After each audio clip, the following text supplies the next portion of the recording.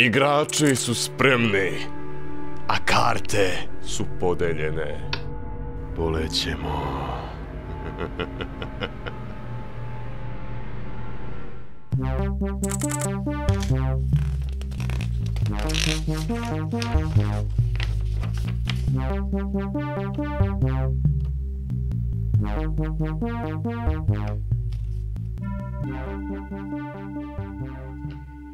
Jebote, pa si ovog su zarobili.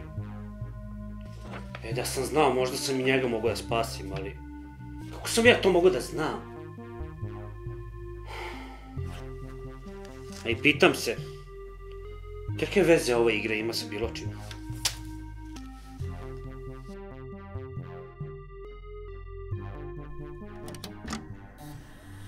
Ah da, dobri stari Wolfenstein 3D.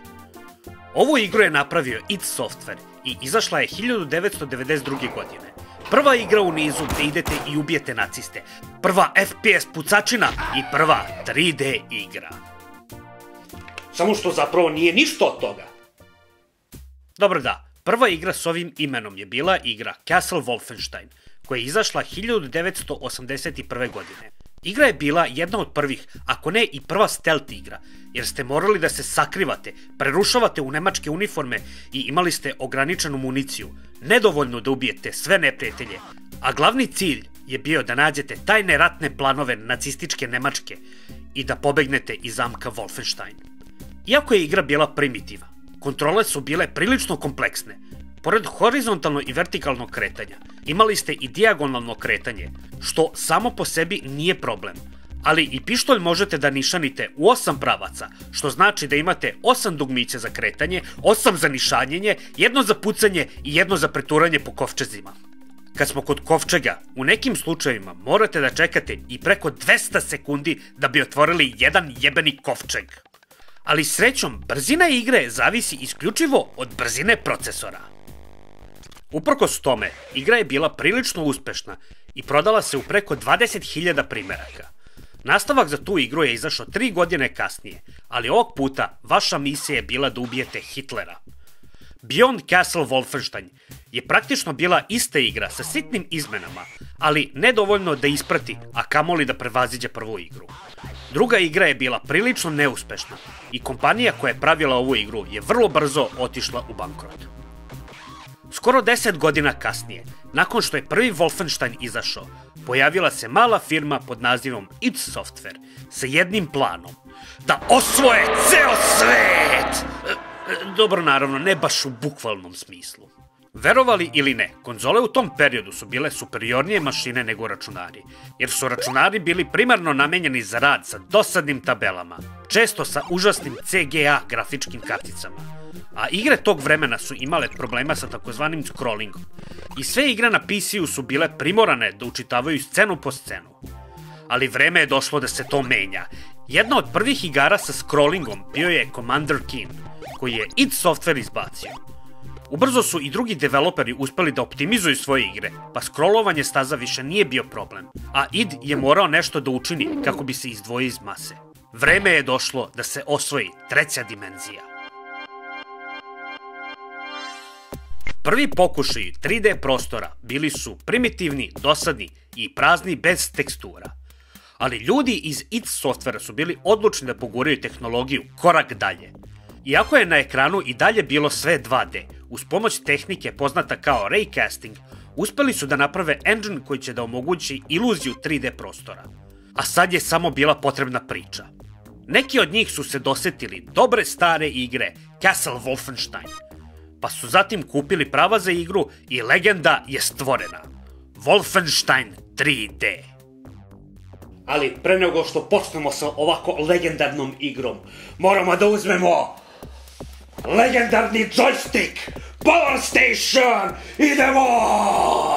Sa ponosom predstavljamo Power Station, joystick 20. veka, izrađen sa najmodernijom tehnologijom. On na sebi sadrži 6 dugmića i analognu kontrolnu palicu. I pogledajte sve ove prekidače, ko zna čemu to služi. Samo poslušajte šta naši bedni korisnici misle o ovom joysticku. I kako bi naši stari rekli, ovo je prava uživalica. Ako vam nije dovoljno velik, možete ga povećati. Ha! Pa zato naručite odmah. Odmah naručite dok se zalihe nisu istrošile. Za sve neželjene reakcije i kvarove obratite se vašoj lokalnoj samoupravi Vodovoda. Sada uživanje može da počne. U ovoj igri igrate sa američkim beguncem iz poljsko-jevrejskog mešovitog braka, William B.J. Blaskovic. Čist Arijevac sa plavim očima, dobrograđen, idol nacističke propagande, koji se urotio protiv njih. Slatke li ironije. Zadatak. Pobeći iz zamka u kome je bukvalno svako vaš neprijatelj. Igru počinjete sa pištoljem u ruci, a ispred vas leži mrtav stražar. Ovo je put bez povratka. Nebitno da li ste ubili jednog nacistu ili 7438, sada ste državni neprijatelj broj 1. Za vas više nema milosti. Ili ćete ubiti sve koji vam stanu na put, ili ste prosto mrtvi. Inače, pre nego što počnete igru, možete da birate težinu, ali umesto uobičajenih opcija, kao što je lako, srednje i teško, imamo mogu li da igram, tatice? Nemoj me povrediti. Samo navalite. Ja sam otelotvorenje smrti. Drugim rečima, ova igra te proziva ako igraš na najmanjoj težini. Šta je, bebice? Usrao si se? Pa ovo je rat i ovde nema mesta za slabiće! Igra se svodi na to da idete od prostorije do prostorije i ubijete gomilu neprijatelja. Svi neprijatelji brzo reaguju čim vas vide, tako da morate biti brzi na obaraču. Ali isto tako ne možete da uletite svuda kao partizan, jer vas mogu ubiti i za sebe. Takođe, uvek morate da čuvate leđa, jer mogu da vas čuju iz druge prostorije i da krenu za vama. Kao što sam već rekao, igru počinjete sa pištoljem, Walter P38, što nije loše, ali je prilično spor. Ako slučajno ostanete bez municije, možete da se branite nožem. Sledeće oružje koje možete da nabavite u igri je MP40, odnosno poznati šmajser, sa kojima možete brže da ubijete neprijatelje i prilično je dobar kad naiđete protiv više neprijatelja. I na kraju imamo Gatlingov top koji izuzetno brzo puca i sa njim možete da pokosite gomilu neprijatelja, ali troši municiju kao mutav. Kad smo već kod municije, sva oružje dele municiju, što znači, ako potrošite sve sa jednim oružjem, potrošili ste ih za sva oružja i ostajete samo sa nožem. Tako da je jako važno da pazite kako i s čim pucate. Takođe, ne možete da nosite više od 99 metkova sa sobom. Ali srećom, municiju možete naći na svakom koraku. Glavni neprijatelji u ovoj igri su obični vojnici, nemački ovčari, SS jedinice i oficiri. Vojnici i oficiri nose pištolj sa sobom, dok su SS jedinice naoružane sa šmajserom. U borbi 1 na 1 teško da vas mogu ubiti nacisti, ali njihova snaga je u broju i izuzetno su opasni kad ih ima mnogo. Često ćete naleteti na prostorije gde ih ima gomila i taktičko povlačenje i sakrivanje jeste validna taktika. Dizajn staze je prilično jednostavan i zbog limitacije tadašnjeg hardvera i softvera, sve prostorije su pod pravim uglom.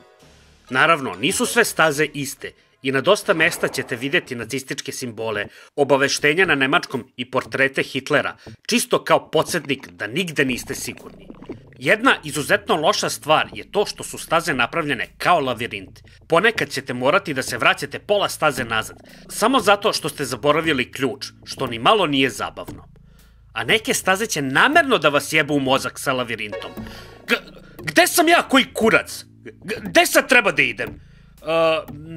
Jesam li sad došao odavde ili nisam ni bio tu? U kurac!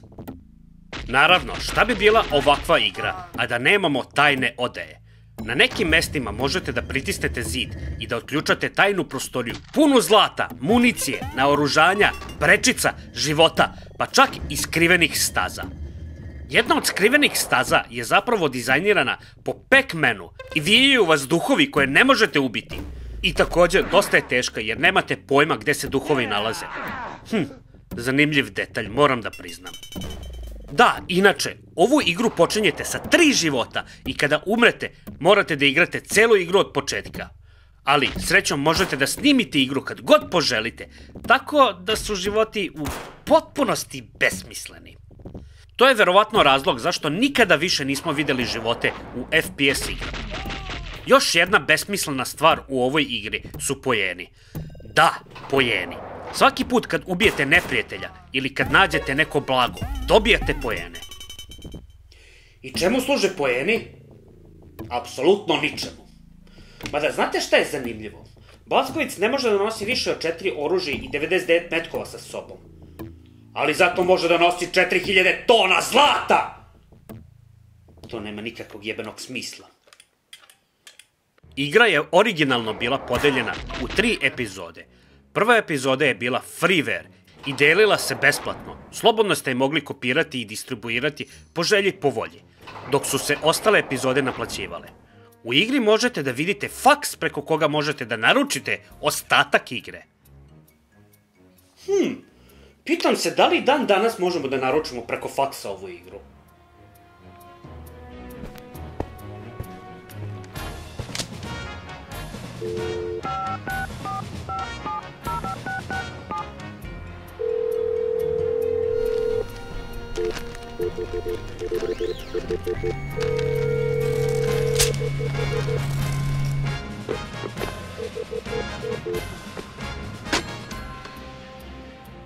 Uglavnom, u prvoj epizodi, kao što sam već rekao, ideja je da pobegnete iz zamka, a na kraju epizode vas čeka Hans Grosse, koji je dosta veći od ostalih nacista i nosi 2 Gatlinga u rukama. Ako niste pažljivi, ima da vas sravni sa zemljom u roku od nekoliko sekundi.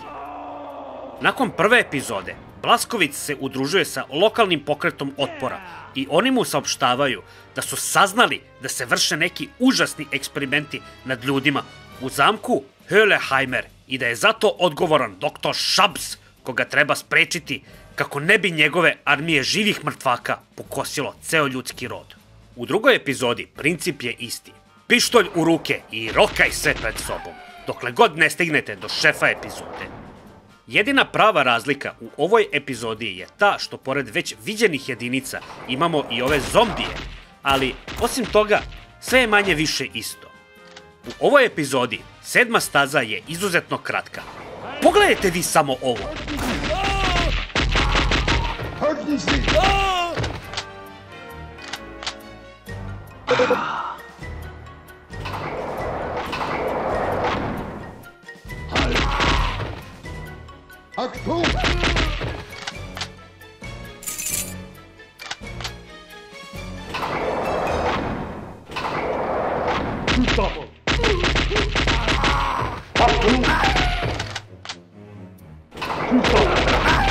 Nikad kraću stazu nisam video. I gde je ostatak staze? Evo ga tu, skriven, zajedno sa svim svojim blagom. Ne znam zašto su to uradili i nemam pojma što sam ja vama to uopšte i rekao. Ali, elem, kad stignete do doktora Šapsa, on vas gađa iglama i prilično je lak šef. Mada, kad ga ubijete, dobijete super do jaja instant replay. Scheißkopf! Wow! Vaša misija je gotova za sad. Doktor Šabs je mrtav i svi njegovi spisi o saznanjima kako da oživimo mrtvake su uništeni i svet je siguran da takve pošasti više nikada neće kročiti ovom planetom.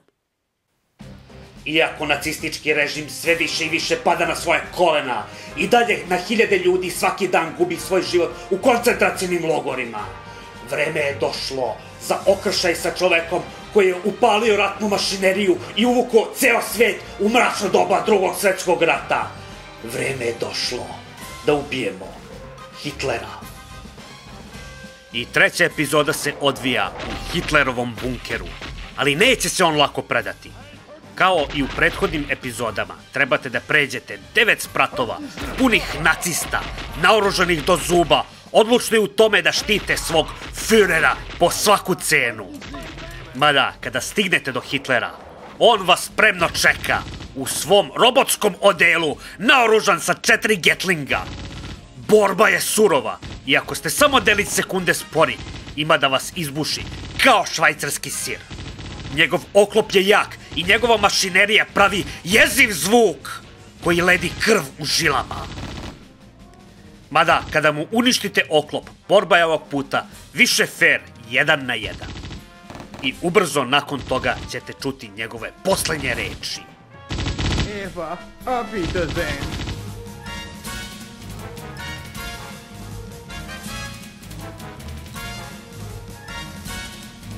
Eva, auf Wiedersehen. Igra je bila veliki uspeh i još 3 epizode su dodate vrlo brzo. Te 3 epizode su imale radnju pre nego što je Blaskovic bio uhvaćen i zarobljen, a zadatak mu je bio da nađe i uništi biološko naoružanje, planove i ljude koji stoje iza toga. Ovo je igra koja je oživela staru franšizu i dala pretkazanje kakve nas igre tek čekaju u budućnosti. Prvi put da je PC igra bila superiornija nego bilo šta što ste mogli igrati na konzolama. Sa velikim uspehom dolaze i kontraverze. Igra je bila zabranjena u Nemačkoj iz očiglednih razloga, a na NES-u su morali da obrišu krv, sve nacističke simbole, psi su promenjeni u pacove, Hitleru su skinuli brkove i psi su iz nekog razloga pričali na engleskom umesto na nemačkom. Dobro, ajde. Neki su počeli da preispituju da li je u redu ubijati ljude u igrama i kakve to posledice može da ima na decu. Imajte na umu, ovo je bila najrealnija igra u tom trenutku, ali isto tako niko nije želeo da bude etiketiran kao simpatizer nacističkog režima, tako da je ova igra uspela da izbegne veće kontraverze. Mada pitanje je i dalje ostalo nerazjašnjeno, do samo par godina kasnije, kada se povela debata oko nasilja u igrama, nakon čega je rating sistem uveden u vidu ESRB, CERO i PEGI.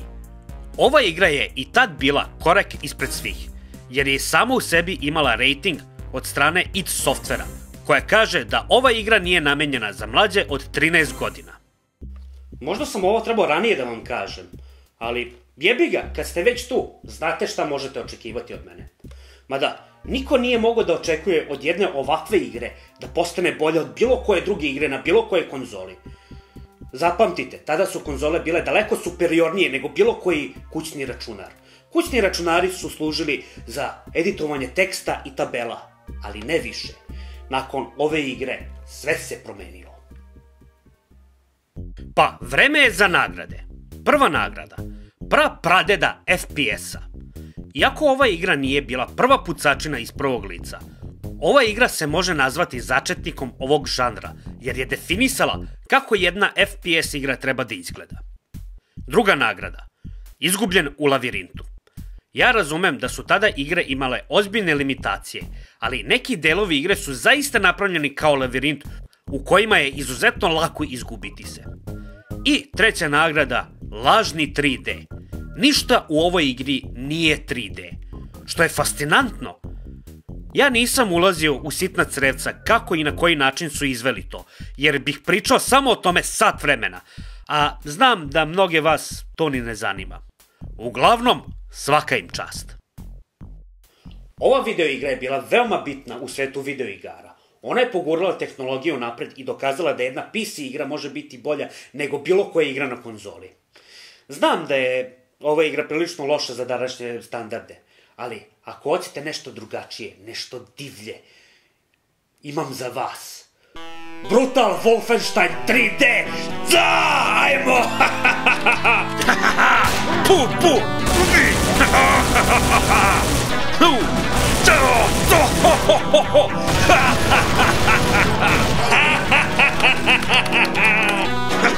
To! Pucaj, pucaj! Ubi naciste! Ubi sve! Drug Tito bi bio ponosan na mene! Idemo! Brate, ovo je do jaja! Živela Jugoslavija! To! Walter brani Sarajevo! Pucaj!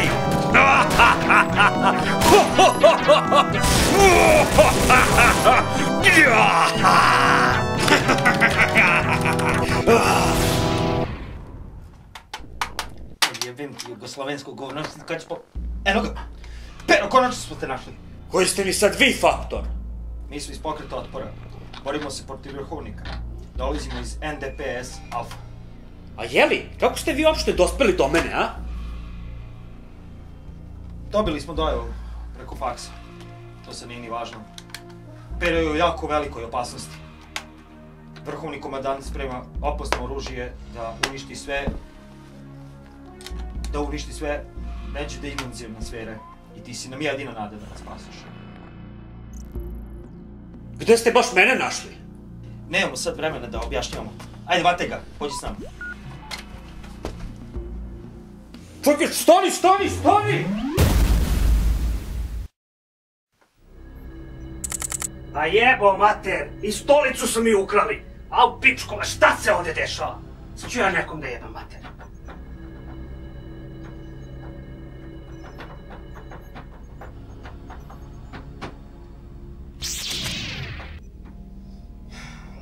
Hvala kurcu, šta se tu dešava? Vidim, interesujete šta se dešava. Jeste, gde mi je stolica? Šta ćeš, Peratrone? Ovdje su se desili mnogi neredi dok si ti bio odsutan. Jeste, desili se mnogi neredi, znam.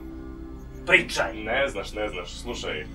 Dok si ti ovdje zajebavao sa backupovanjem tih fajlova, mene je vrhovnik postavio na tvoje mesto, ja ću biti glavni upravnik matičnog tojaša, a ti si smenjen sa svoje pozicije. Šta?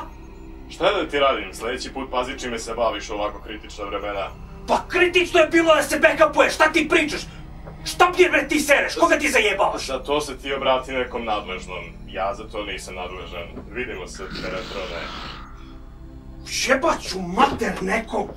Šta se ovdje sad dešava?